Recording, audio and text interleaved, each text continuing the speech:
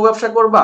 এখন তোমার নাকে খড় দিয়ে সকল দেশবাসীর কাছে মাপ চাওয়া উচিত যে আমি আর কখনো বিহু ব্যবসা করব না, আমি আর কখনো বউ ব্যবসা করব না। মুক্তা, শর্মিলা তো তোমার বিরুদ্ধে কোনো কথাই বলে নাই।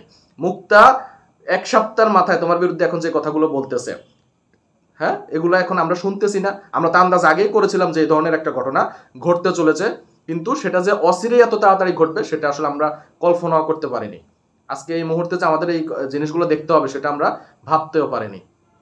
আজকে তোমার এই হাল, তোমার এই অপকর্মের কারণে, তোমার এই চিন্তাধারার কারণে, তোমার এই বউ ব্যবসার যে মাথার যে ভূত, এই লোভ লালসার কারণে আজকে তোমার এই অবস্থা।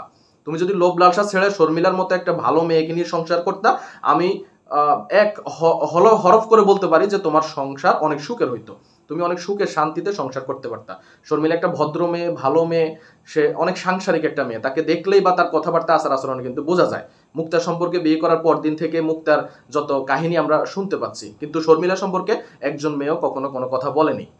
আজকে মুক্তা সব কিছু তোমার ফাঁস করতেছে। হ্যাঁ, এটাই তো হওয়া উচিত ছিল তোমার সাথে। দর্শক, নিশ্চয়ই সম্পূর্ণ ভিডিও আপনি দেখে নিয়েছেন। কেমন লেগেছে কমেন্টস করে জানাবেন। যদি ভালো লাগে ভিডিওতে একটি লাইক দিবেন, শেয়ার করে অন্যকে দেখার সুযোগ করে দিবেন, এবং সর্বোপরি আপনি যদি আমাদের চ্যানেলে নতুন হন, চ্যানেলটি সাবস্ক্রাইব করে পাশে থাকা বেল আইকনটি বাজিয়ে রাখবেন। পরবর্তী ভিডিও দেখার আমন্ত্রণ জানিয়ে আজকের মতো বিদায় নিচ্ছি। ভালো থাকবেন সবাই, সুস্থ থাকবেন সবাই। ইনশাআল্লাহ আবারও দেখা হবে নতুন কোনো ভিডিও, নতুন কোনো আপডেট নিয়ে। ধন্যবাদ সবাইকে। আসসালামু আলাইকুম।